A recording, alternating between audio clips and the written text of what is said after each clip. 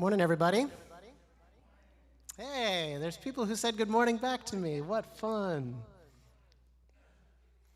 Hi to everyone who is here in the theater with me. Hi. And hi to everyone who is watching online. I am going to pray for us as we get going today, and I hope that that can help you to settle your heart and your mind and get yourself in the room. Pray with me.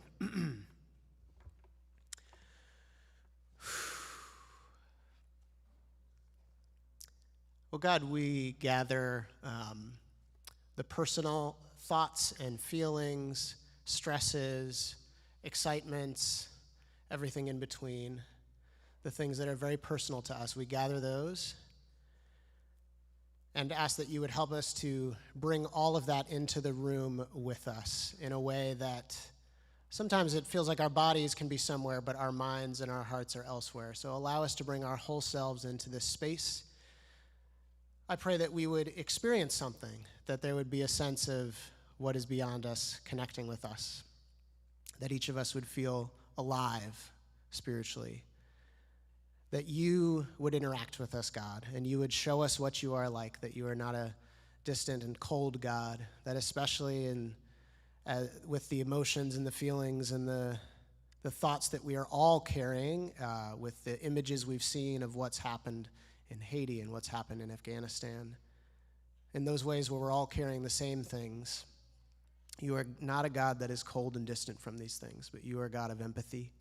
You are a God that knows what suffering is like and that longs to help us put one foot in front of the other in the midst of that. Teach us to do that as we sing together, as we spend time together in community, in person and online. And I pray that this would be an experience this morning of you. Amen.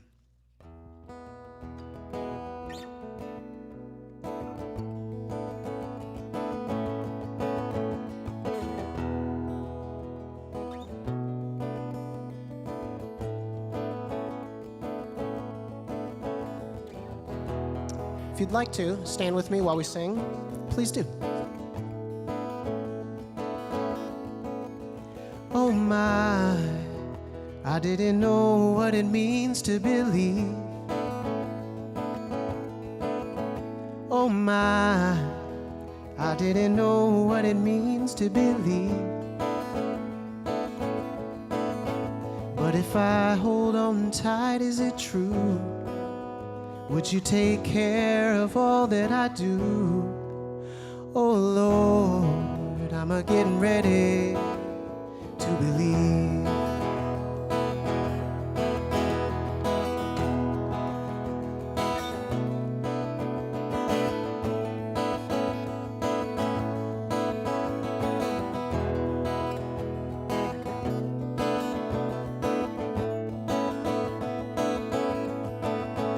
Oh my, I didn't know how hard it would be. Oh my, I didn't know how hard it would be. But if I hold on tight, is it true? Would you take care of all that I do?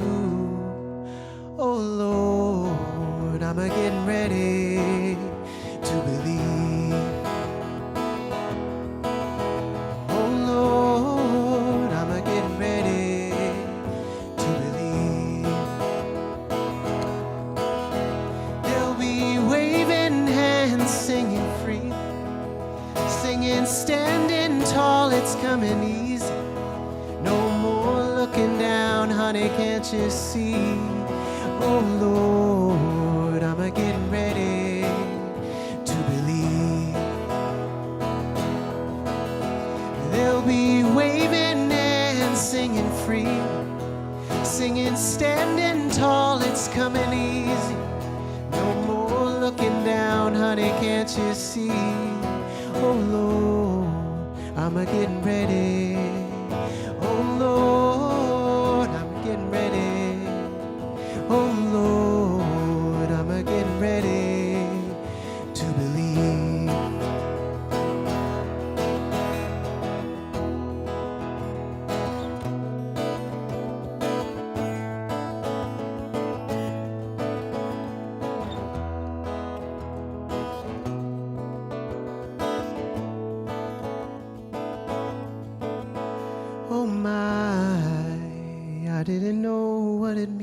to believe. Oh my, I didn't know what it means to believe. But if I hold on tight, is it true? Would you take care of all that I do? Oh Lord, I'm getting ready to believe. Oh Lord, I'm getting ready to believe.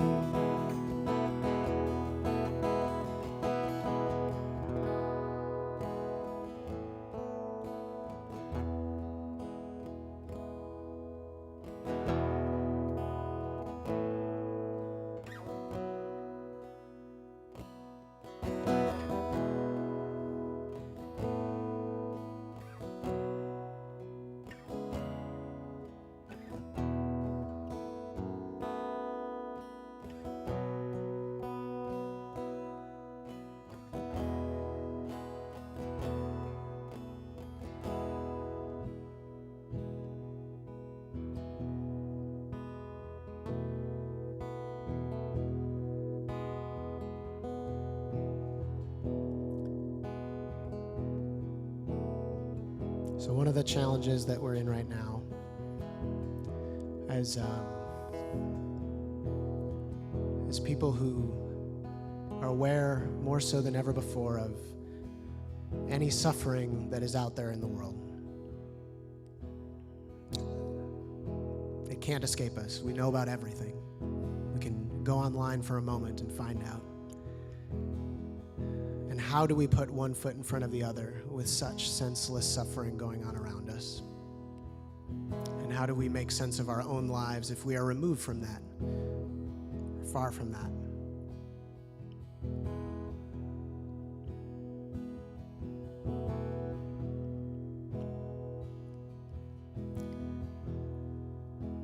And as we try to do that as a church, it's very important not to run from suffering. That is the God that we think about and speak about and pray to here. The God that Jesus showed us that does not run from suffering, but walks into suffering, holds it, holds the suffering of all those around him, and teaches us to do the same. And so I want us to pray a prayer that's been prayed for centuries together. And it's important that we know what we're praying. We're going to pray this song that we sang last week as well, have mercy, God, on us. And I think it's important to talk about it because perhaps you're like me and you grew up with playing a game with an older sibling where they would put you in a headlock and until you said mercy or uncle or something like that. So that is not the image that we should have in our mind when we pray, God have mercy. God does not have the world in a headlock and could stop all this suffering if we just prayed, have mercy. The reason we pray, have mercy, is because so little in the world does have mercy, but there is a God that has mercy. We don't live in a world where a finger can be snapped and all suffering can be stopped, not even by God. But that doesn't mean that God is not powerful, and it doesn't mean that God doesn't have mercy and can't be present to every suffering out there. And so as we pray together, remove any pictures of older siblings with you in a headlock.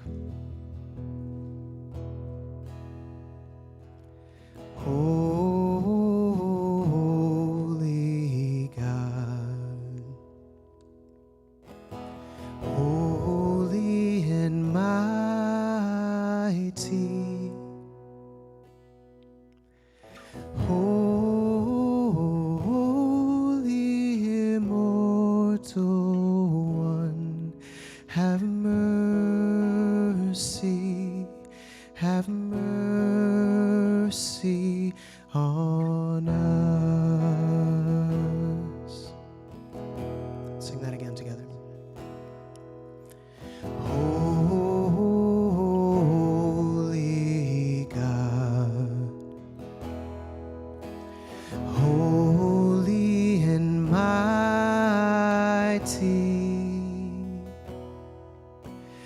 Holy immortal one, have mercy, have mercy on us.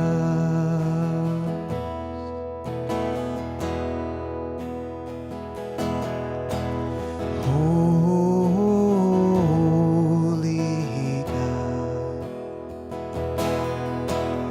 holy and mighty, holy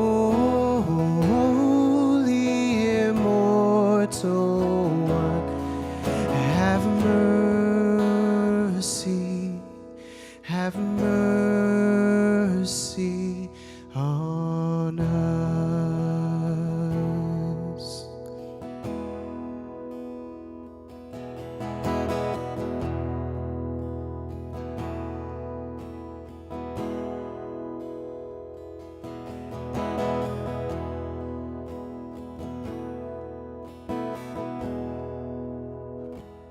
Sing one more time together. Holy God, holy and mighty,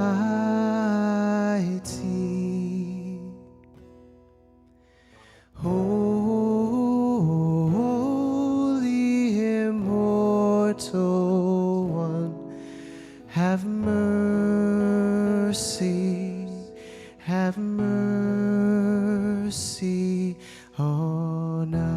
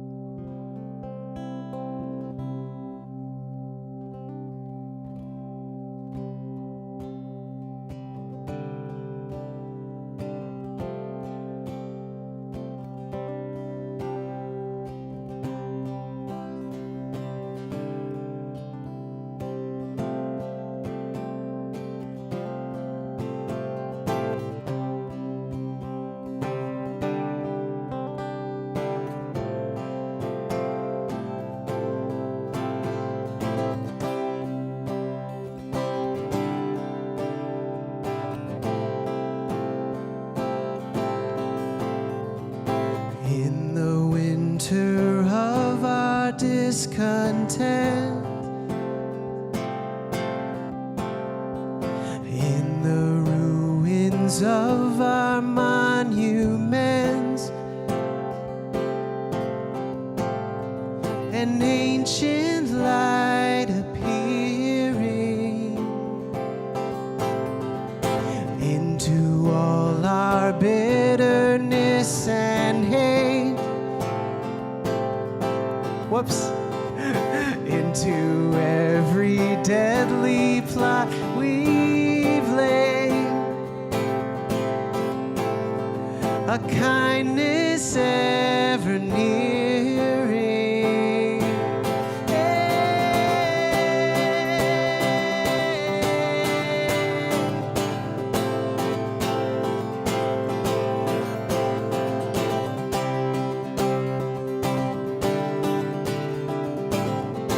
Sing that again. In the winter of our discontent. In the winter of our discontent,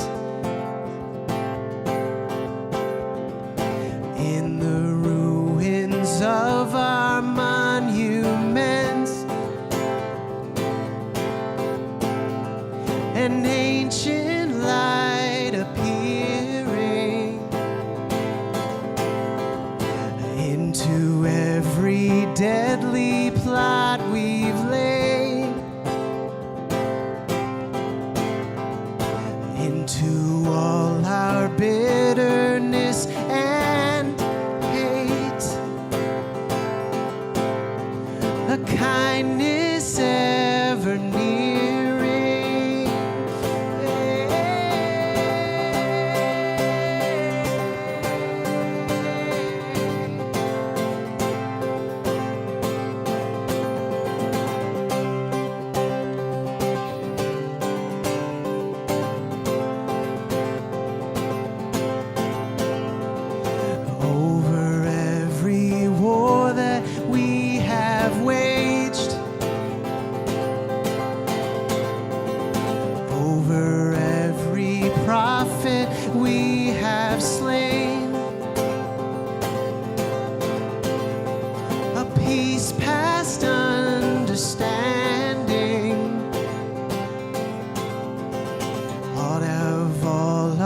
chosen miseries. Out of all our misplaced loyalties,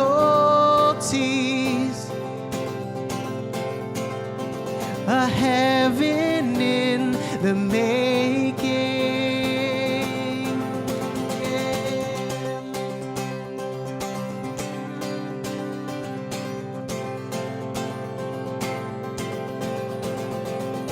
Eden's gates swing open to us now.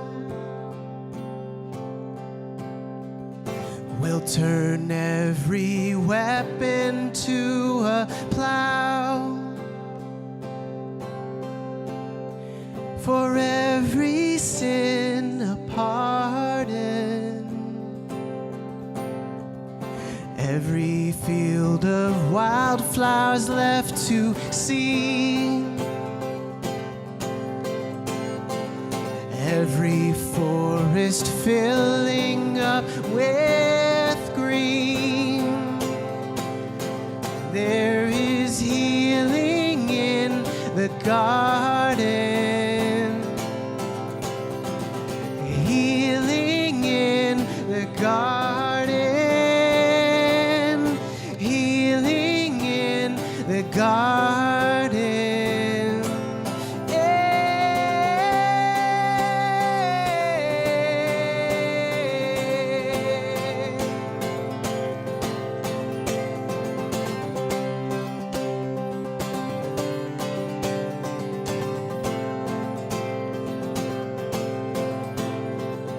Healing in the garden.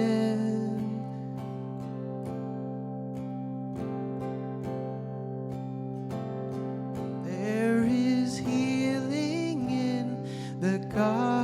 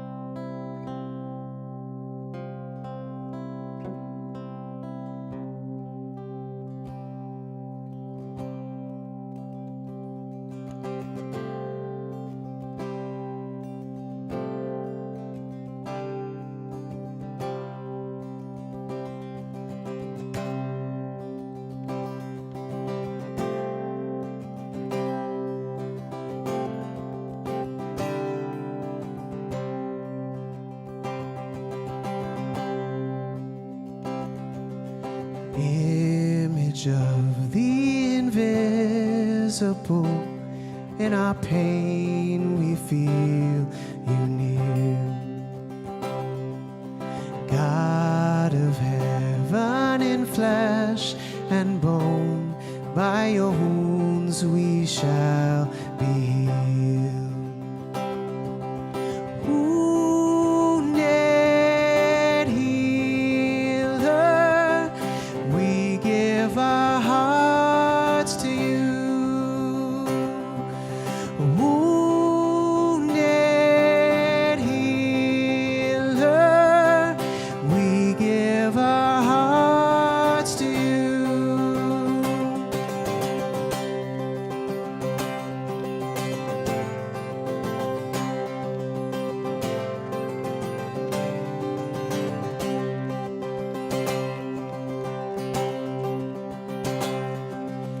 Arms stretched out, not to part the seas, but to open up the veil. Blood poured out, not for war, but peace, to show us God's own face. Wounded healer, we give our hearts to you. Wounded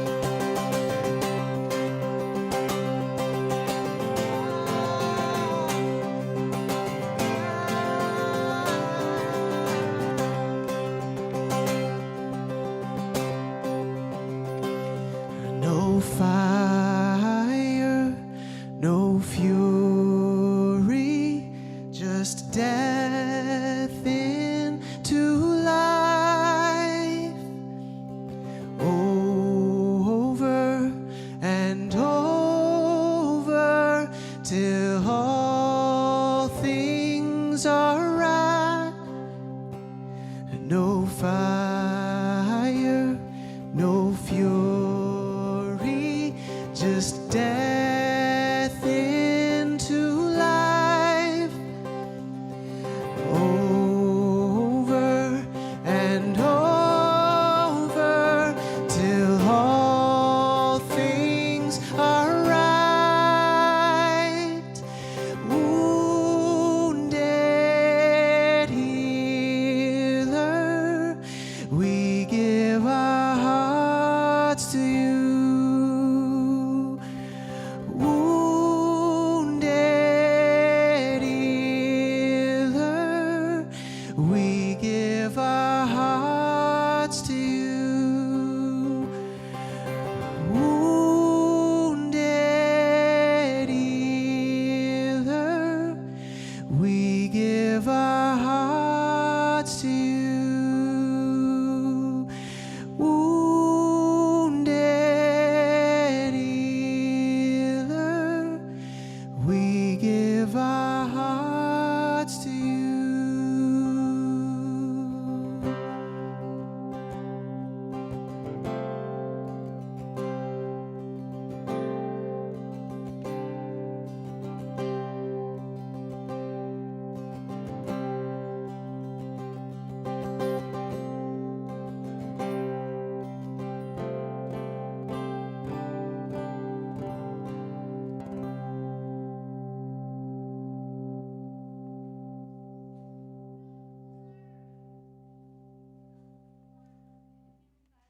So good to see your faces.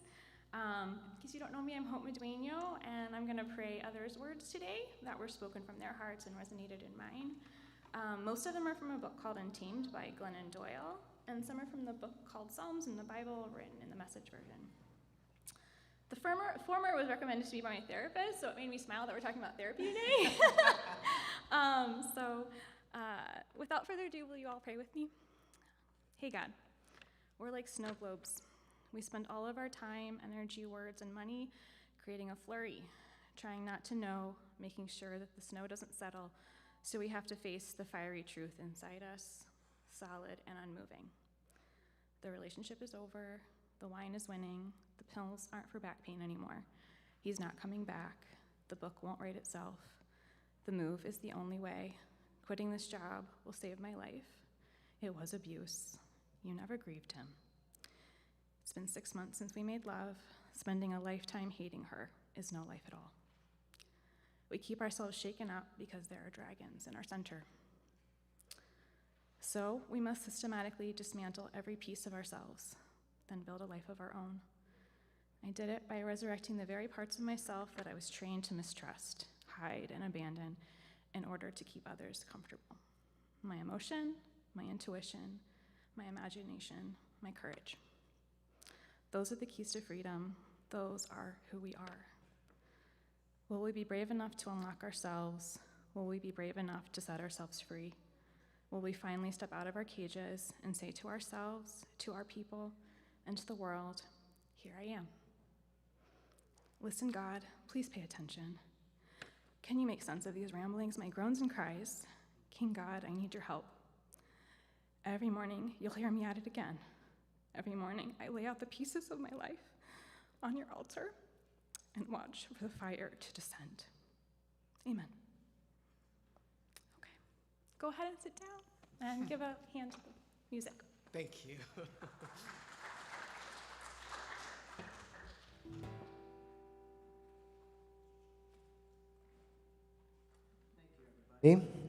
Thanks, everyone, and thank you, Hope, and to Glennon Doyle. It's good to start our days with a prayer written by someone who has taught me a lot about therapy as well. As we mentioned, that is what we'll be talking about for today. But before we get there, hi, everyone. My name is Vince. I'm one of the pastors here. Hi. Hi, folks who are here in the room. And hi, yes, I'm seeing waves. And hi, folks who are joining us online. And we want you to know that we are still meeting hybrid service like this once a month for the time being. And so we'll be here today. We'll be here one time next month in September, on September 12th.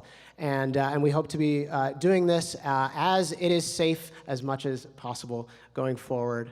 I want to give a big hand, first off, as we get moving today, to all of the volunteers who showed up early to make today possible. So today, we are giving a massive hand to Laura Johnson, to Trey Fratt, to Lily Fratt, to Jen Conant, Stephen Montgomery. Who else am I missing? I think that's it for today. Let's give them a round of applause. Thanks, everybody. Oh, Ed Wang, also Ed. Yes. Yes, and it's important that I mention our friend Ed, who is going to be our moderator for today. So we have our live chat that is available. If you'd like to participate with service that way, you are welcome to. So if you're watching online right now, you can participate in the live chat on Facebook or on YouTube, wherever it is you're watching from. Or our pro tip is if you want to put whatever you're watching on full screen, you can pull out a phone and participate in the chat via the Discord app. And there's a QR code up on the screen if you want to get to that chat. Also, those of you in the room here, I will not think the worst of you if you have your phones out. I'll just assume that you're participating in our live chat. So feel free to pull your phone out, and you can participate that way too. So everybody who is here watching, no matter where it is you're watching from, you can play along that way. We do love to hear where you're watching from. If you are not here in the room for us, we're also dropping a prompt in the chat right now that you can participate with. If you want to share with us that way, you can feel free to. A special hello if you are new or newer with us. We will have a chance a little bit later for us to collect your contact information if you enjoyed being with us here, because we want to be able to follow up with you and figure out how we can best serve you. So hello, so glad you're with us if you're new with us. We are both a local and an online community. We are based here in Chicago along the Brown Line neighborhoods where we get our name, but we draw many from well beyond Chicago every Sunday online. And we started this church to be a space to help people grow spiritually who feel more comfortable in progressive settings rather than religious settings, but who are longing for spiritual community. Our guide here is Jesus. There are settings that present faith in Jesus as something that you're either inside of or outside of, or something that kind of makes it harder to feel at home in if you're not at home in religious settings. But that has never been our experience here. To us, following Jesus has always opened us up. It's always made us more inclusive and never more closed off. So we do hope you get an experience like that with us today. Well, I am going to invite up my fellow pastors, Hayley Larson and Kyle Hannawalt. Guys, make your way up here. Let's give them a hand as they come up. Thank you. Hi, y'all. Glad you're here. Oh, excuse me. You don't want to sit on my phone. As these guys are joining me, we are going to kick off for our discussion for today. Hayley, can I swing it over to you? Do you want to introduce what we're doing today? Yeah. So as we've mentioned a couple times so far, we are talking about therapy today in the context of self-care and wanting to be well. So I realized as I was preparing for today that maybe 3-ish years ago at a Brown Line service, it was the first time I had ever heard someone from up front at a church talk about therapy or mental health. That was the first time? It was the first time. Wow. So this is a topic that's near and dear to my heart. Vince has been referring to us as, what was your language? It was like 3 card-carrying members, yeah. Of the therapy club, yeah. Which sounds a little bit like a cult. Whoops. But I found that therapy has been immensely helpful in my own spiritual journey toward being well. Mm-hmm. In the absolutely overwhelming state of things, both internally sometimes and outward and externally, we respond in different ways. Sometimes it can be tempting to shut down completely or compartmentalize our feelings. Sometimes we focus all of our energy on caring for everyone else but ourselves. And a therapist can be a support and a guide toward getting in the habit of actually taking care of ourselves, which is a really essential step in being well and finding deeper meaning in life. We get really excited to talk about this precisely because we are not therapists. It's a joy and a gift to be able to walk with people in empathy in their own walks and journeys, And it's also a joy and a gift to acknowledge our own limits and be able to redirect people to professional care in different settings. So that's something that I am just really excited about today. So Vince, do you have questions for us to get deeper into this topic? Exactly. Yeah, I think we're going to do this kind of question and answer style, and so especially, I'll kick us off with some questions, and we'll kind of bat it around, the three of us. But especially as you all are joining in and listening in, if you have questions that we're not addressing, throw those in the chat, and then we'll make sure that we're checking as we go. So feel free to do that at any point while we're going. First off, what I was going to ask is, what is a time that therapy helped you come to like a big insight or discovery about yourself? Can you tell us about that time? Thanks. Well, hi, I'm Kyle. I'm one of the co-pastors here. Excited to be here today with y'all. So I have actually done, my mother is a therapist, and so my first memory of counseling is actually happened when I was, I think maybe 7 or 8 years old, as I was experiencing some version of kind of night terrors for a little while and trying to figure out what was going on with that, and then progressing throughout my life to this day of experiencing different types of therapy and counseling in a way that always felt supportive, never felt weird to me. I've had therapists I didn't like, and I've had therapists that I've liked, but the one that hits my mind right now to think about an insider discovery that I made about myself, that it was actually in the context of therapy that I realized how much of my decision making was driven by some existential scales of justice. That there was a sense in my mind, particularly growing up in a religious household, that I really had a sense of like my decisions in life were making me fall on either the right side or the wrong side of these existential scales. And it's not so much that I thought I was going to go to hell or I thought I was going to go to heaven, but it was a sense of worthiness. Like I was worthy and loved as long as I was On the right side. On the right side, exactly. And particularly the phrase and stuff that mattered to me is that I was a good man. Like that is a good guy. And I realized how many of my decisions in my life through therapy were not driven by some sense of I felt like that's what God wanted from me, not even what was best for me, but a sense of a picture I had of this is what's true of a good man.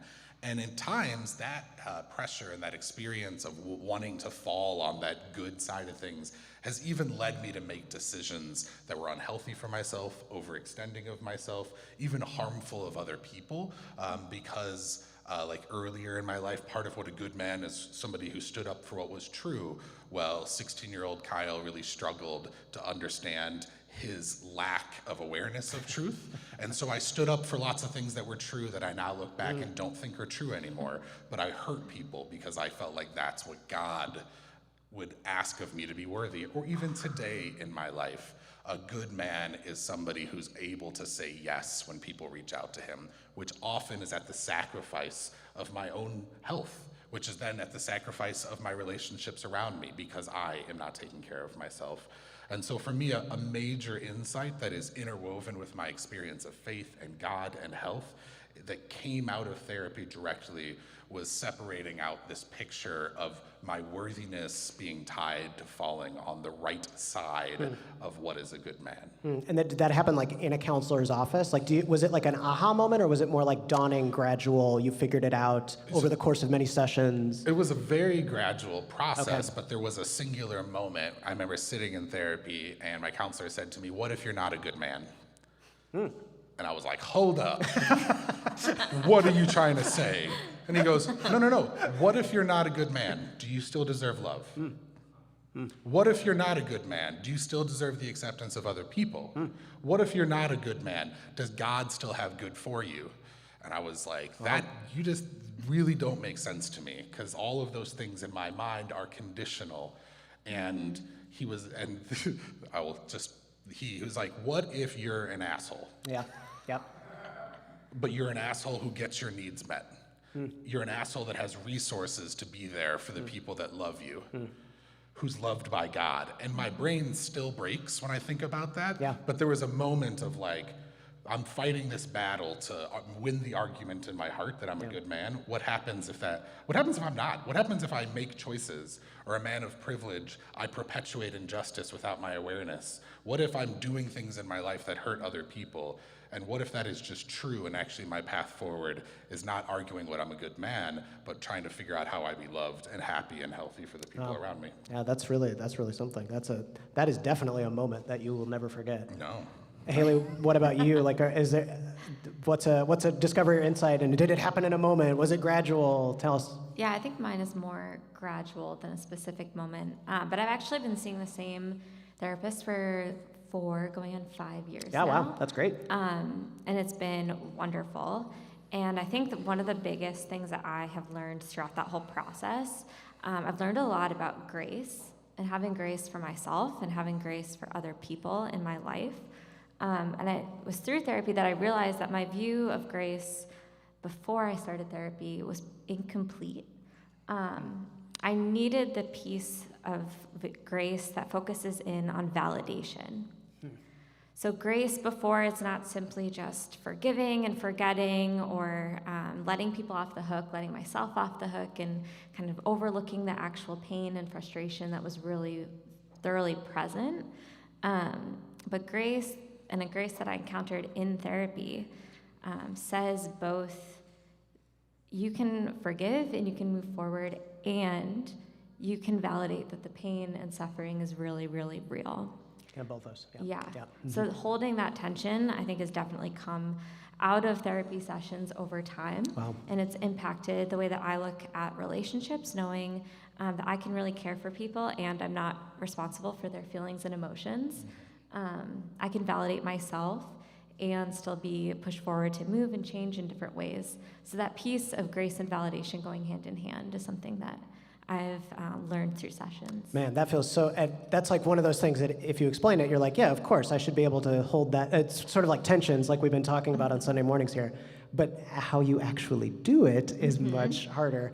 And did that, just how that happened, did that happen through, like, I know a lot of what I've done in therapy is like you dive back into childhood experiences, or sometimes it's more like, not necessarily childhood, but like, highly crisis moments or trauma moments. What did that look like for you to make that discovery? Yeah, I mean, it was a lot of rethinking experiences in my life that had impacted me that I had to downplay or move past for the sake. And often that was in religious settings of needing to, I think forgiveness was really key in that.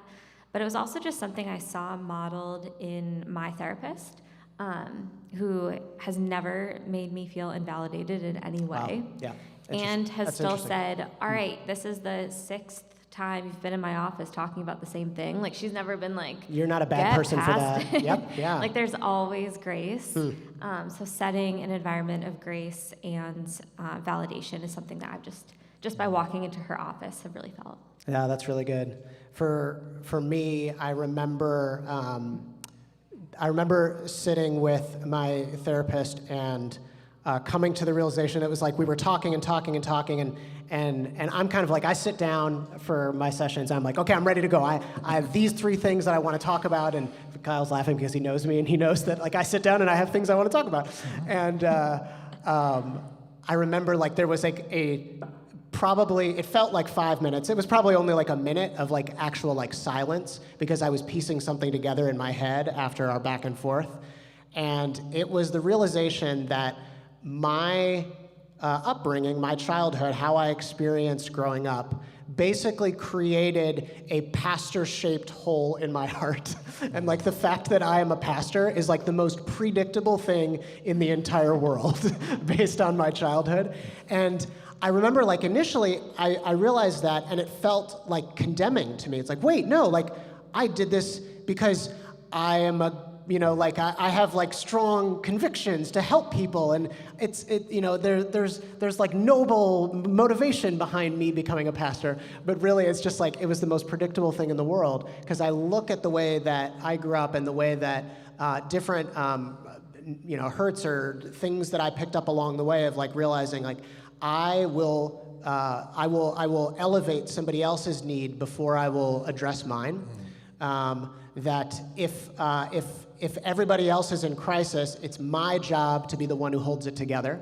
And so there's like all of these little like breadcrumbs that I was following in that moment of silence before my therapist, where I realized like, I'm not original. I'm not, like special. I'm not super noble, or I'm not as, as motivated by good, will toward all humankind as I think I am. I'm so predictable. Of course I became a pastor.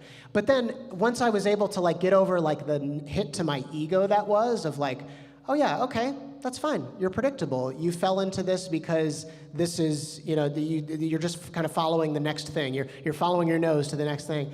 That doesn't have to be something that makes me feel bad about myself. That can actually be beautiful for me to embrace that, for me to be okay with that and not run from that reality. And so much happened in that moment of silence with my therapist of just like, oh, but hey, similar to like what you were saying, it's like, what if you're not a good man? It's like, what if, for me, I think it was something like, what if I'm not as original or as convicted or as like, motivated by, my own choices as I think I am, but I'm just kind of like, I just stumbled into this. That's okay, right? I can still be loved, I can still be acceptable, I can still be good, so.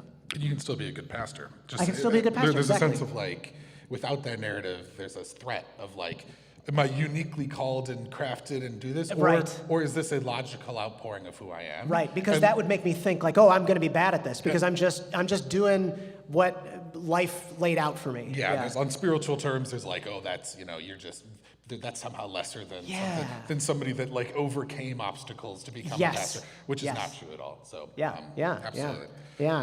So here's some of what we've kind of addressed already in setting this up, but I would love to lean into is like, there are obstacles to getting therapy. There is stigma around therapy, much less so today, I think, than probably when we were kids, but still very much so. So I'm wondering who in your life or in your community around you made therapy feel safe for you? That's a good question.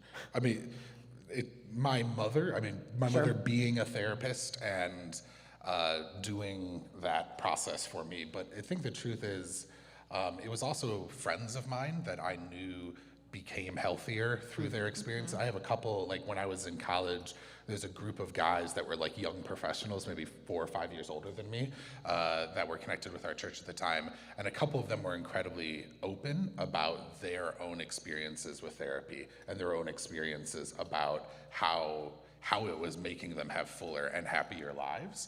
And they seemed normal. I remember one of them was like a teacher, one of them was like an engineer. They had healthy relationships. It didn't seem like these were people that were like super dysfunctional in any way. Like they seemed like good guys who realized through therapy the things in their way from a full life. And so hearing them just tell their stories made it more normalized for me to say, hey, if I'm recognizing I just need some support right now, that it doesn't have to be like I'm in crisis or something has to be terribly heavy.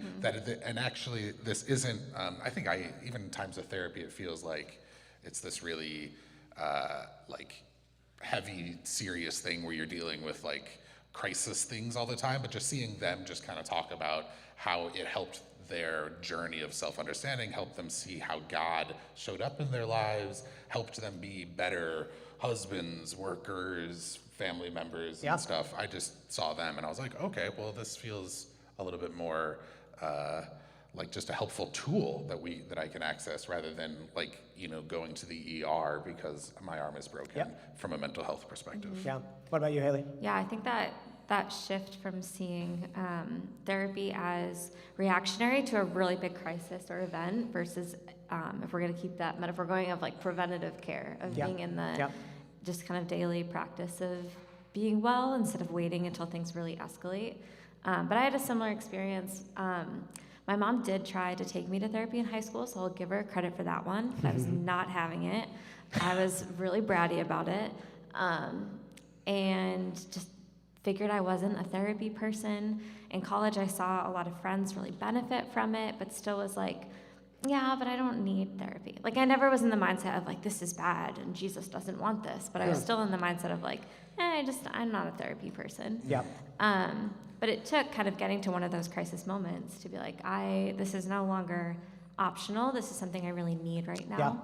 it's the care that I need, but it was because other people in my life had normalized it so much that was more accessible for me. Yeah, very good. Yeah, for me, also friends. Just hearing other friends talk about normalizing it, talking about it as if it's something that anybody can do and anybody should do. And that's what changed it for me. So here's a question for y'all, like putting on our pastor hats. How are... Forgot mine over there. What's that? I forgot my pastor. Oh, hat. you I forgot it. mentioned Oh, darn it. Well, you'll have to pretend.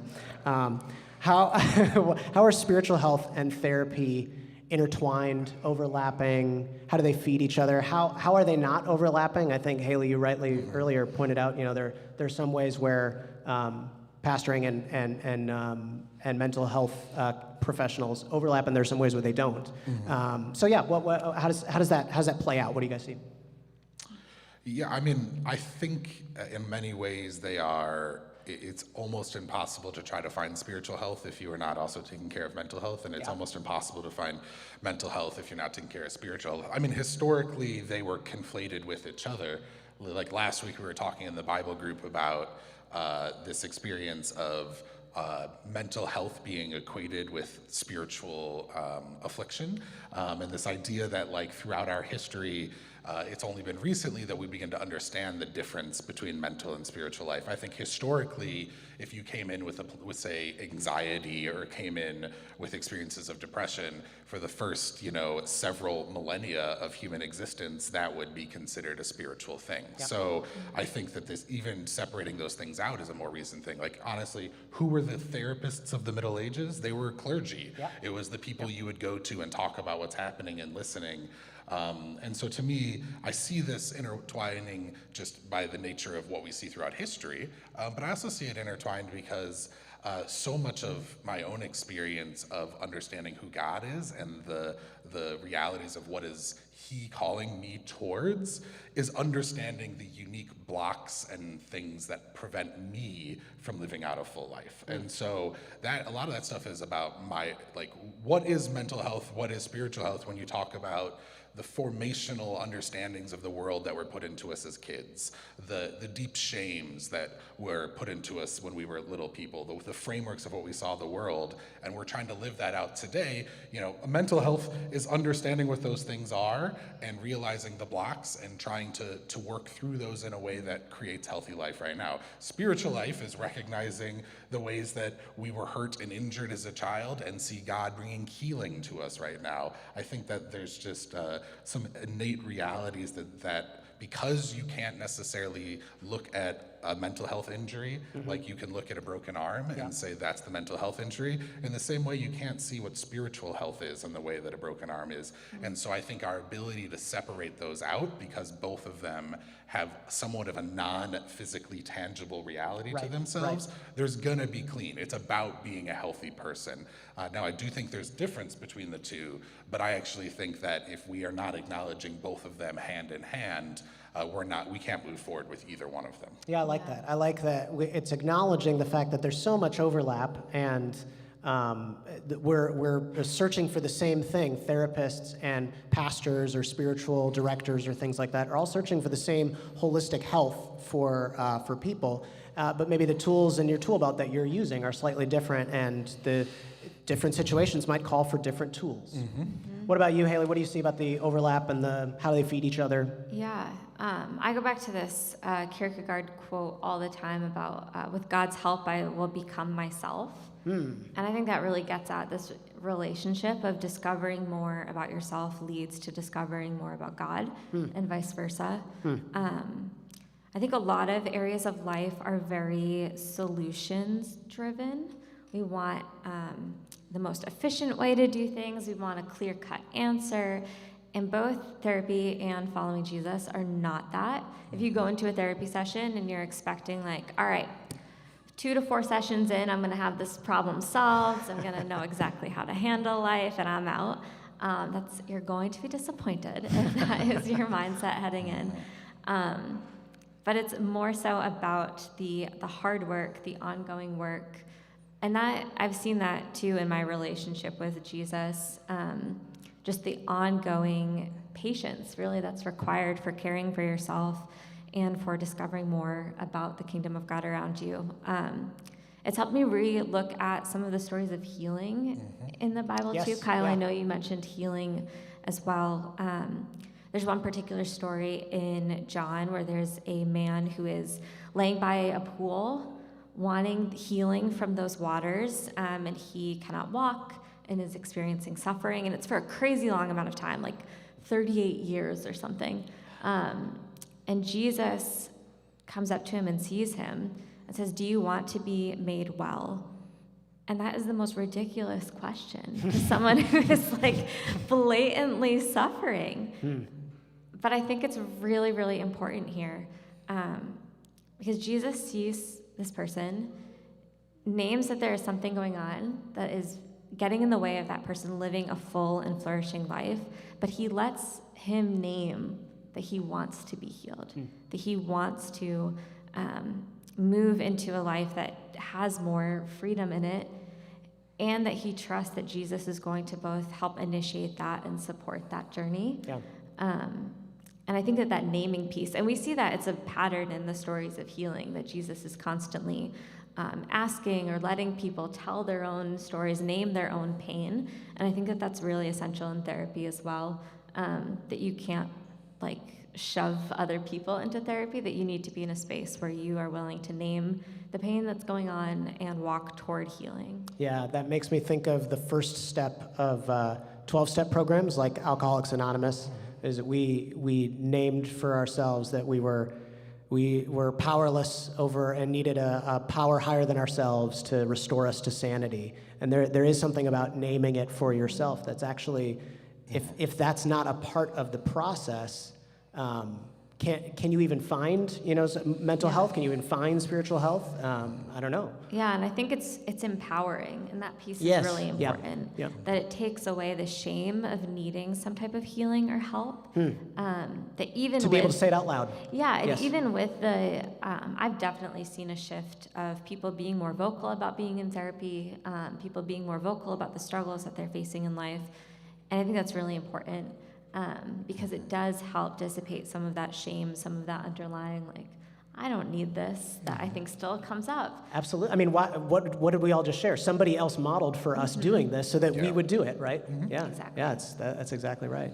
I just wanted to flag, I think, a really interesting back and forth going on in our chat, and I'm going to bring it back to you guys.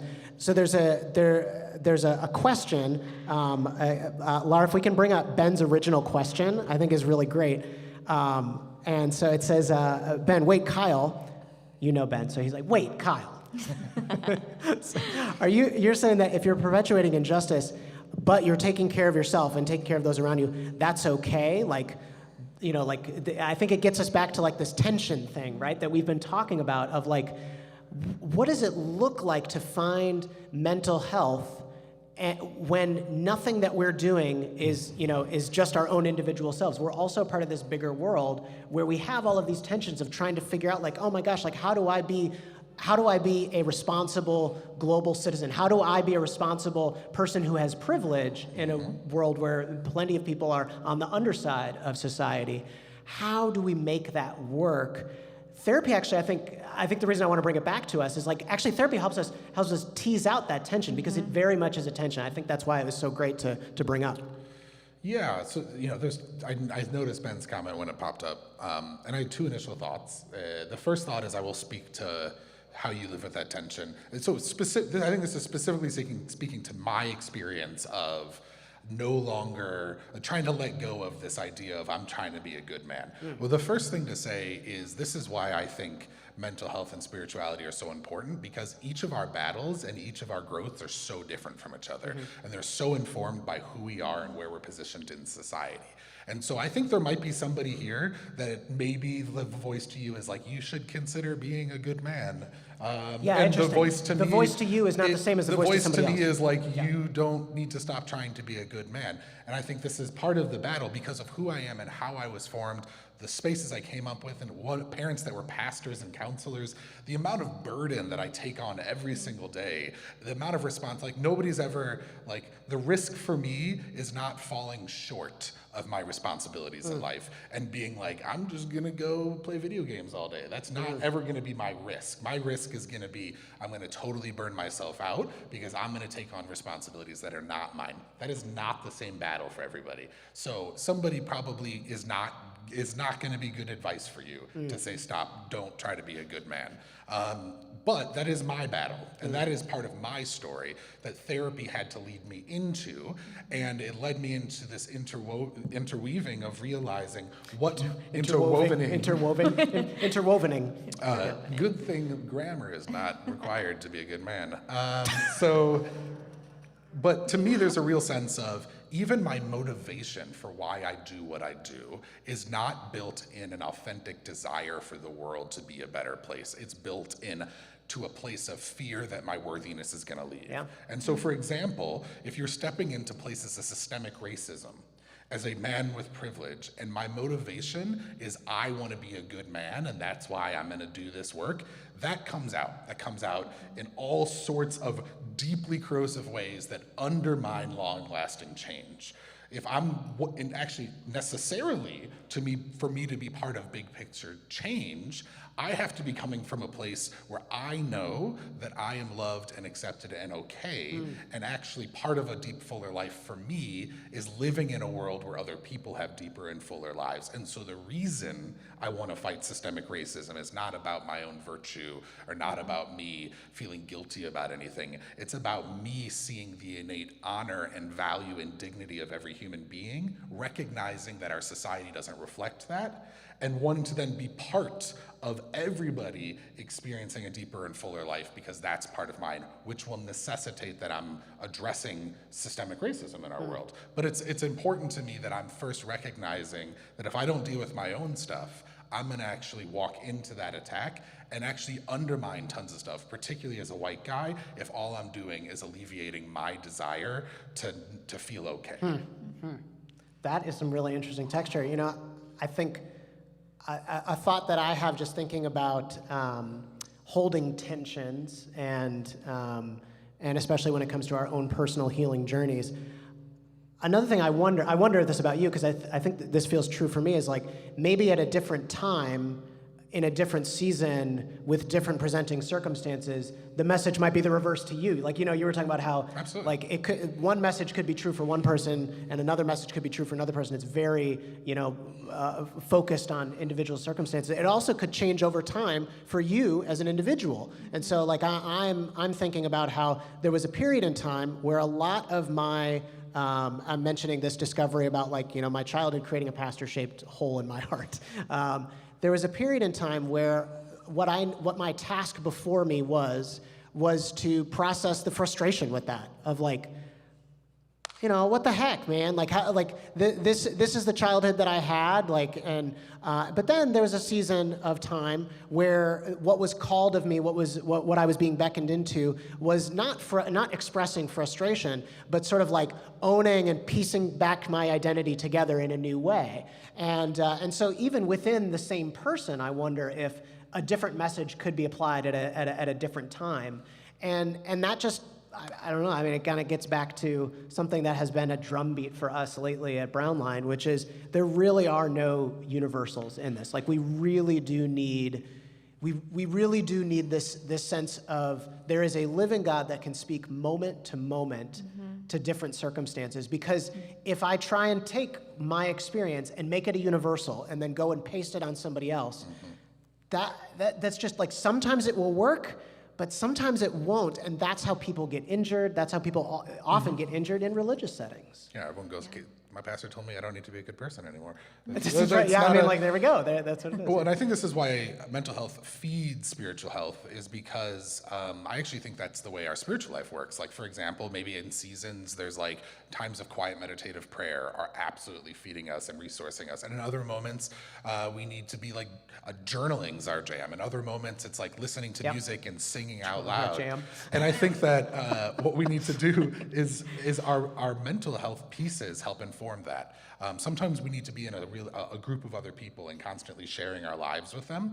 And that is a spiritually important thing. However, if my mental health is in a place where I feel unsafe, I feel unseen because of my own woundings, it actually can be really dangerous to walk into a small group setting and have that spiritual experience with other people because I'm not safe to share myself yet. And so I think that we have to realize that we need to understand ourselves, understand our woundings, understanding our traumas, understanding where we're at, and actually the way God meets us from a spiritual level can be adjusted to that. And simultaneously, I think our approaches to spiritual life can help feed our mental health, like learning meditation practices that are, so this has been big for me, learning practices from a spiritual level that help me cry and grieve. So that I can work through my experiences of trauma in my mental health. They're different, but these things need to feed each other, and they need to be seen in the individual cases of who we are from moment to moment. You were going to say something, Hayley? I'm realizing right now too. I think the seasons in life where therapy was really challenging and destabilizing for me, I found rest in faith and in church settings and in my own spiritual life. And then the seasons where I was experiencing a lot of unrest and challenge in my spiritual life, therapy became that like resting place. And I think maybe that's some of that, how they go hand in hand.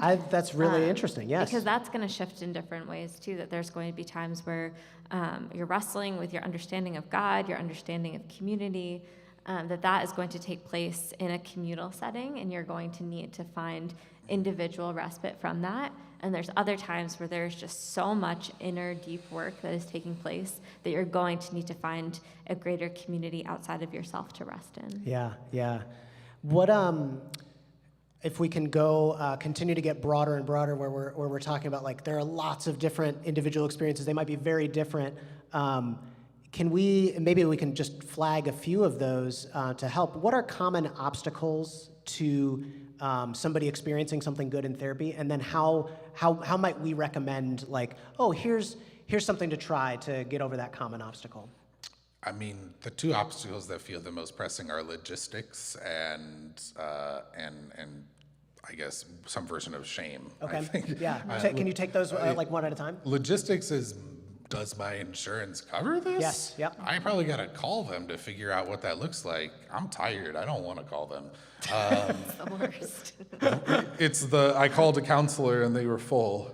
Well, I tried. I don't really need, it's like I don't want to have to be constantly calling. It's a lot of work. It's logistics. It's figuring out what's covered, it's the logistics of what is my copay? What do I have to pay for that? Can I afford that? Do I really want to spend money on a counselor, or do I prefer brunch? I prefer brunch. These are real things, and I think that to belittle how much of an obstacle in our healthcare system is not it's ideal. It's complicated, yes. And so I think one of the reasons that usually it takes crisis for people to get there is the logistics of finding a good counselor and getting to a place where it's going is a big hurdle. It's legitimate. And then the second one, is there a little bit of shame? And that's the piece that just like communion every week, when we participate, we acknowledge we're flawed people that need help in life. But you have to walk into counseling and realize that there's things you're working on. And it's hard to feel like you're at a place to say, I'm not okay and I need help. And I just think that it's hard to get there. And I think the shame of acknowledging that, and I think for a lot of us, there's some real, you've crossed a threshold if you're in therapy. You're not just like a normal person having a hard time. You're like a person who needed mental health intervention. And I don't think that's true at all. To me, I think every single person would benefit from counseling. It's just whether this is the right moment for your life for that. But I think that internal identity of who am I? And I think those are, when we're all exhausted all of the time, it's hard to get your internal energy moving to push past that shame. And it's hard to get on the phone with your insurance company to figure out who will cover what. Yeah. Hayley, any other, or on those same topics or other obstacles that you would speak to? Yeah, a couple things. So I think an obstacle of actually being able to be fully present in a therapy session, your therapist doesn't care if you're cool or funny or anything like that. The number of sessions I've left and been like, did I do therapy right today? Did I do it right? None of that matters. there's something there, and I think it's a really big shift Yes. to be in a setting where it's not a mutual Yes. relationship. Yes. That you are not there to Care be for a them. listening ear for your Yeah, yes. therapist or care for them in any way. That it's just it's a strange environment if you haven't been in that before. I had another one. What was it? Therapist, how are you doing today? Yeah, you want to talk I know. I have to check myself every time. Yeah, that's legitimately It's difficult. You guys are all really nice people of goodwill, right? Like it's hard not to do that. Yeah. Oh, I don't know. I had another one, but it'll come back to That's okay. It'll come back to you. So one thing, just to speak to the, especially the logistics one, I noticed also Amy mentioning in the chat that quite a few insurance companies have started covering counseling in ways that they were not previously. Yep. And so, that's a big thing. Is here's a way that spiritual health and therapy speak to each other. One way that we can help, and we have helped a lot of people as pastors, is by helping overcome some of those logistical challenges. And so, Laura, if I can have you put up our counseling sheet. So we've got a sheet that we make available at any time for anybody. This is a way for you to get started in your search for counseling, if that's something that is good for you. We have a QR code where you can get this digitally. So if you just pull out your camera and take a picture of that QR code, you can get our resource list. This is a starting point, and what we've been able to do for a lot of people who are encountering that logistical obstacle of getting started with counseling is give them a few places to call, help call some places, maybe call some insurance companies and try to figure out like what's covered, what's not covered, and again, reminding you all like things have changed even since COVID-19 began. There is a lot more coverage for therapy services than there was before, probably likely in your own insurance coverage. Yeah, one of those big changes is that it has now been approved to cover telehealth for the indefinite future, which means that you don't have to go into an office. You can do it all over Zoom and things like that, which means that increases the pool of potential therapists you can reach out to because you don't actually have to make it into a specific office every week. And it allows you to, I think, have a little bit more flexibility. Like I've done therapy at work, it's just taking a break and going into a different office and done that way. So there's some real logistic realities to this moment, which is also most therapists are pretty busy. And so there is a chance that you may want to think if the first therapist you reach out to isn't taking new clients, it's because people are really busy right now because a lot of people have come to the realization that they need some support this last year. And so if the first person doesn't have availability, don't quit there. You can expand your search, and then you can also get on wait lists. And so if you're not actually ready right now to start, you can reach out to somebody and get on their wait list and plan for like a couple months from now and at least get that going for when you want to set yourself up. Yeah, this is great. I'm also seeing in our chat more suggestions of really great avenues to go, which is good. And also, we might reach out to you if you mentioned a really good therapy experience that you've had. We might reach out to you and get some more information on that because we're looking to expand our resource list. Any final tips that you two would offer, practical takeaways for us before we pray? Yeah, I mean, this goes hand in hand with what you were just saying, but there's something to not waiting until you are in the absolute depths of whatever you are experiencing to reach out and get help in some way. One of my favorite things to talk about is just the everydayness of having a relationship with Jesus. And I think it is the same with therapy, just the everydayness of normalizing, needing care and a place of rest and growth that is just a normal part of life. And if you do wait until the really, really like big struggles to try and find help, it takes way more energy. I think the practice that you do with having a little bit more capacity, it sets a pattern and a rhythm for when you actually are in the weeds, like really struggling there. So there's something too about like not waiting, but being a little bit more proactive about that. Yeah, very good. Kyle?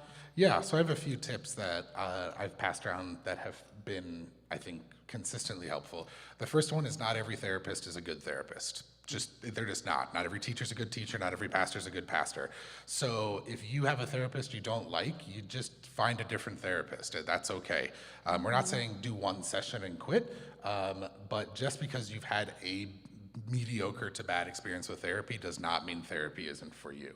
And I have a few questions that I like to ask a therapist, or suggest other people to ask a therapist when you're first considering them, that might give you a feel of whether this person is going to be a good fit. First off, just to realize this is not a one-way street. It's not that you're just the person that's, acquiescing to them. You need to hire them. They have to feel like a good fit for you. And it's actually important. You're not just trying to get them to say, yes, will you see me? You want to ask them some questions to see if they're a good fit for you. And so there's 4 questions that I tend to ask or encourage other people to ask. And the first one is, what is your approach to therapy? Every therapist has an approach. Their emotional family therapy. It's family systems therapy. There's a million different approaches, and there's different things that are good for different stuff. It's less important that they're doing the specific approach you look for. It's more important, can they tell you what their approach is?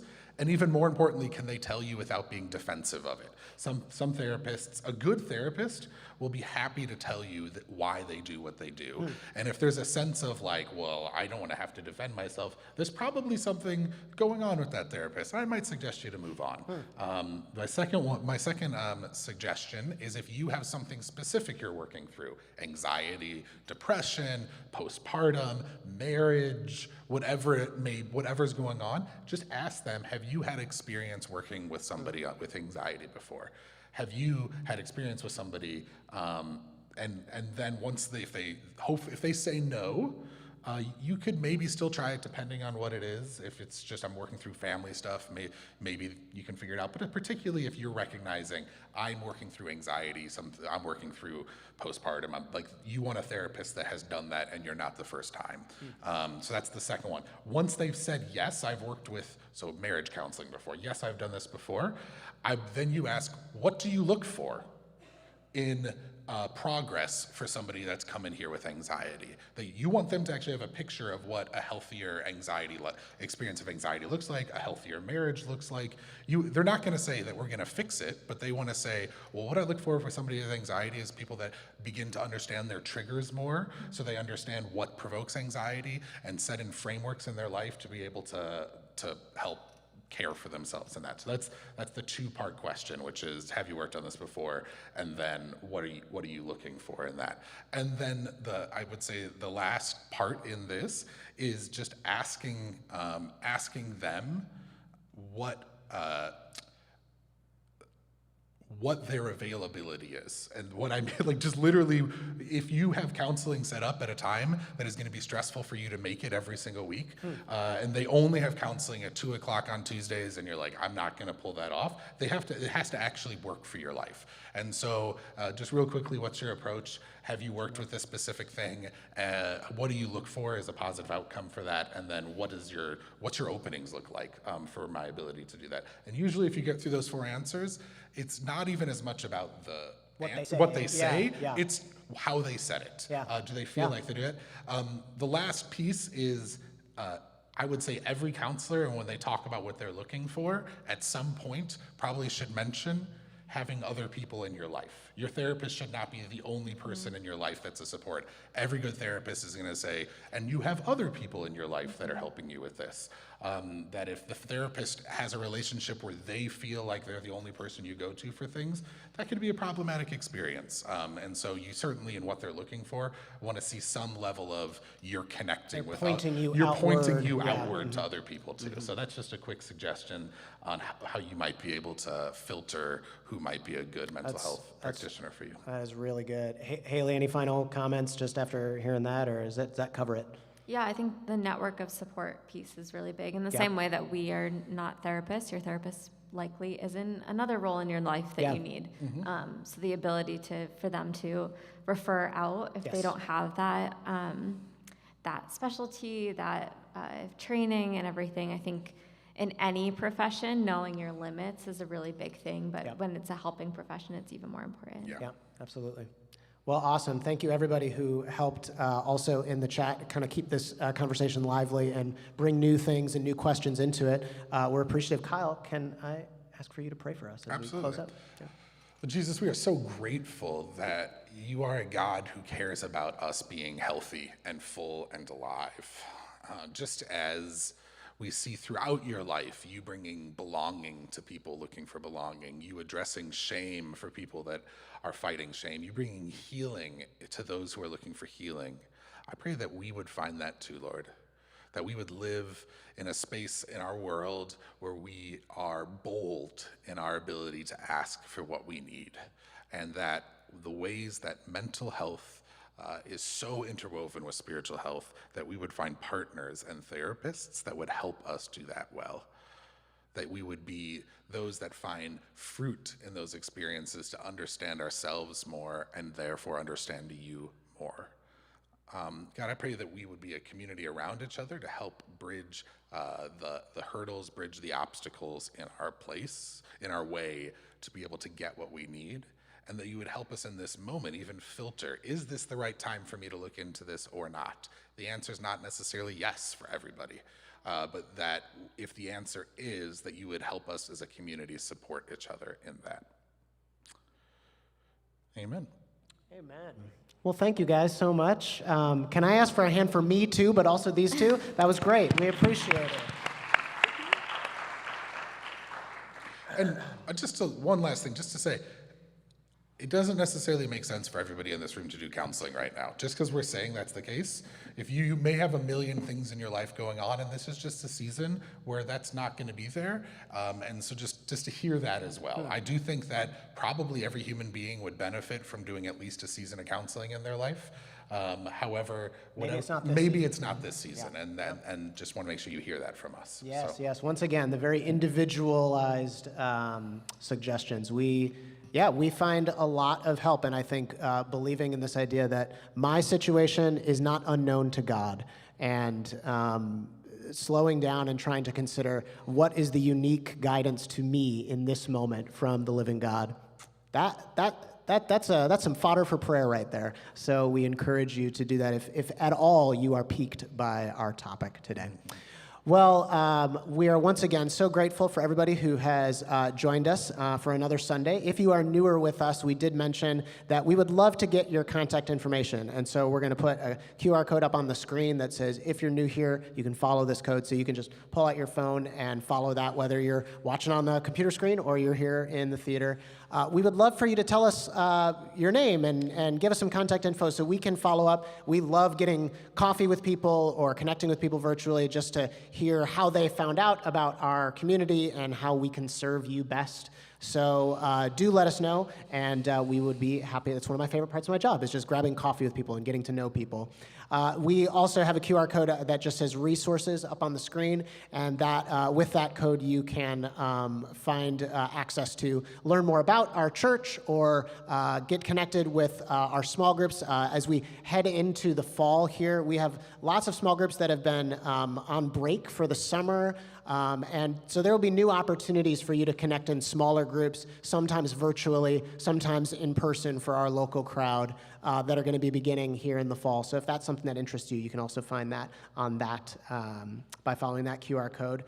We do want to give a quick financial update and say thank you once again to all of the people who support us as donors. Our church is not a part of any larger organization that gives to us financially. We all that we're able to do financially is because we have people who believe in this community or believe in the vision of this community and give out of their own funds to back it. So we are grateful for one-time gifts. We are super grateful for monthly gifts that help kind of keep things running every week. You can see a financial update here on the screen of how we've done in the last few months. So in a normal month, our church takes in about $9,000 to $10,000 a month, and we are looking to raise that over the course of the next 4 years. Our hope, what we have our sights set on, is to raise $18,000 a month so that we can hire on full-time permanent staff, person or woman of color in a pastoral role. So we're looking to that. Last little notes and tidbits. There's a table in the center of the theater for those of you who are here in person.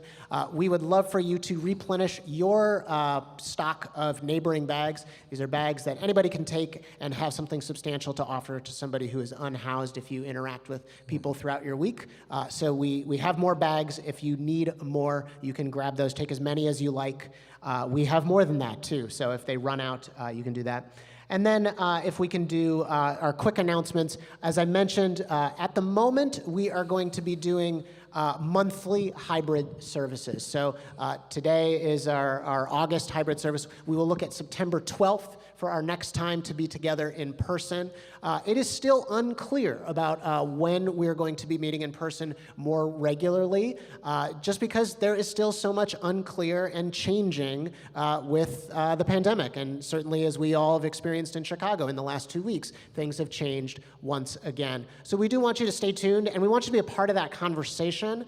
Next Sunday, we're going to be pausing from a discussion that's focused on spiritual direction and instead do a discussion that's focused on having a family conversation about our community and how we can meet together. So if that is something you want to be a part of, it will be online next Sunday. We'll still have our normal time of prayer and music and chance to slow down from the pace of life together. But then during our discussion, it's going to be a family conversation for our community. What are we thinking about? Q&A as sort of like, what have we discussed as pastors or as a financial board? And then we would love for you to be a part of that. So that will be next Sunday. Kyle, there's one more announcement for next Sunday, right? Yeah, we had originally tried to plan a conversation around kids' church that was going to be happening before the service next week. We have decided to postpone that conversation until we get a little bit more information in terms of the world.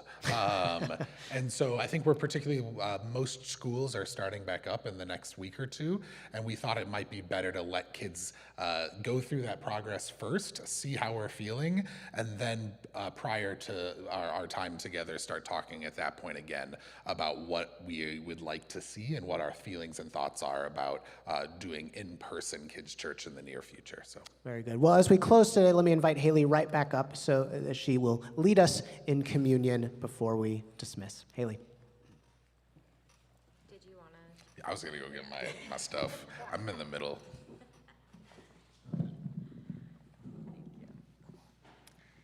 So each week we close our time together with a time of communion. If you are joining at home and want to grab your own elements to participate, something to eat and drink, if you are in the theater here with us, we are going to just use one element. So if you've got any leftover coffee or something, a snack that you've brought in, you can use that.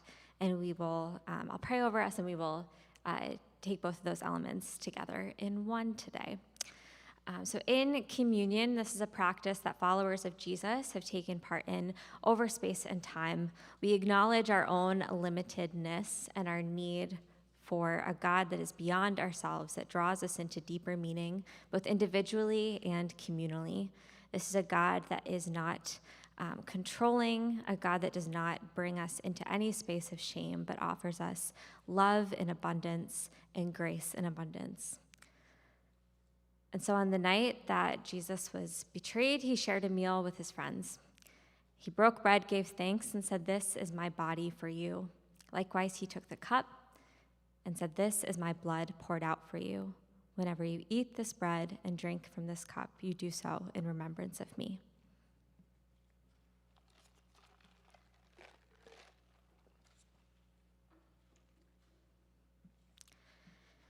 And so, Healer God, we are grateful that we can look to your life, death, and resurrection as a beautiful picture of the fullness of healing that can take place. God, we thank you for the gift of community. We thank you that self-care and community care go hand in hand, and that you are a guide in diving into both of those. We thank you for your love and your grace, the way that you offer us rest. God, in the overwhelming nature of everything that is going on right now, we cling to you for peace and we look to you for hope. In your name, amen. And we are officially dismissed. It's great to be with you. We'll see you all next Sunday online.